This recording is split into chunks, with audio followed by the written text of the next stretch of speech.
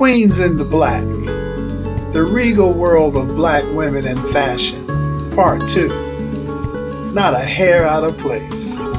Let's get right to it, shall we? Hello again, J-Spot peeps, and welcome back to the J-Spot.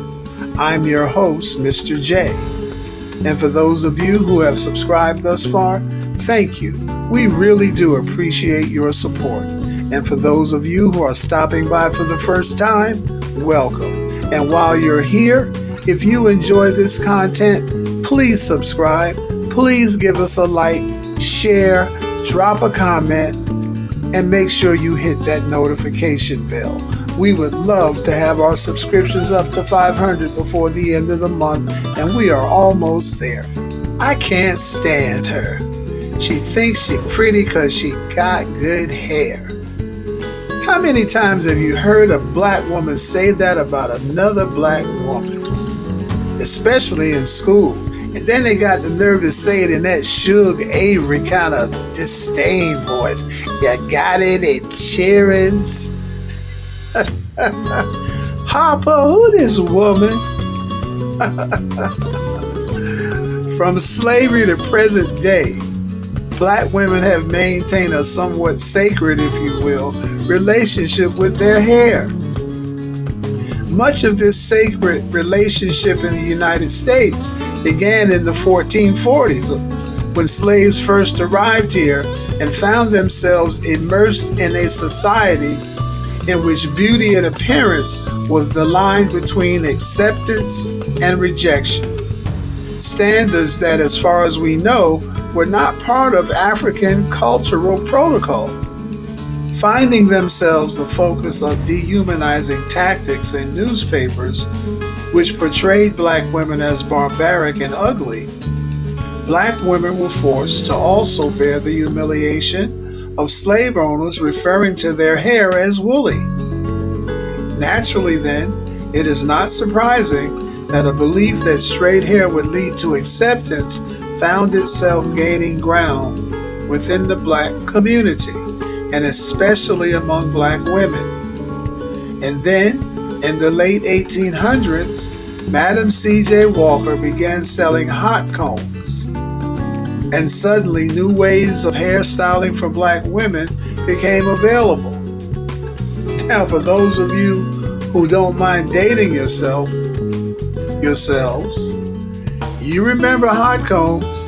I remember them back in the 60s and 70s, and hearing my sisters jump because their skin got burned, and smelling hair burning and grease burning, and hot plates with hot combs sitting on top of them, and cloths to wipe them off. It was really something. And couple that with Garrett Morgan's chemical relaxer, which revolutionized the black hair industry and boosted attitudes about self, legitimate or not, within the black community.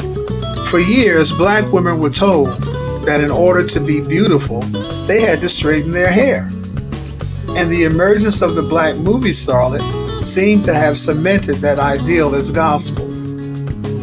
From Josephine Baker, to Lena Horne, to Pearl Bailey, to Eartha Kitt, and of course, Dorothy Dandridge.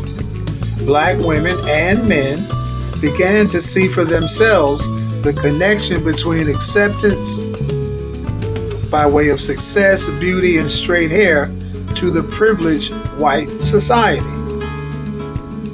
In the coming years, singers like Mahalia Jackson, Diana Ross, and Marian Anderson established trends that they themselves were unaware of during the height of their own popularity.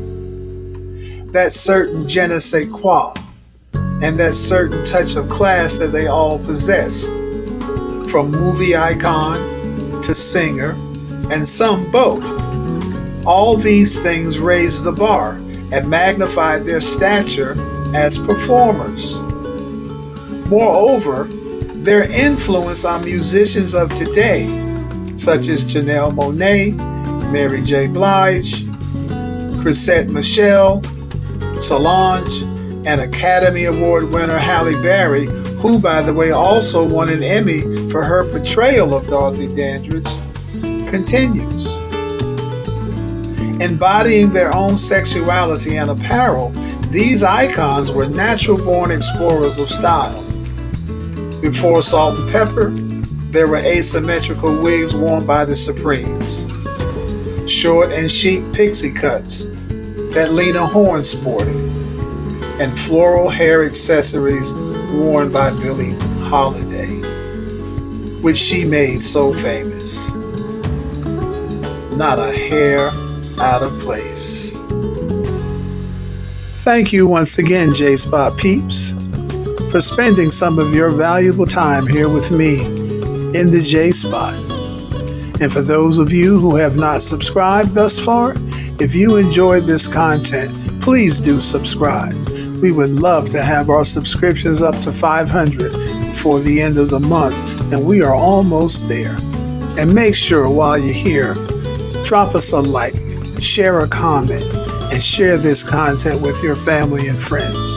And make sure you come back to see me for the next installment in the series, Queens in the Black, The Regal World of Black Women in Fashion, Part 3, Radical Royalty from Head to Toe, because we have a lot more discovering to do and a lot more purpose to pursue. In the meantime, peace.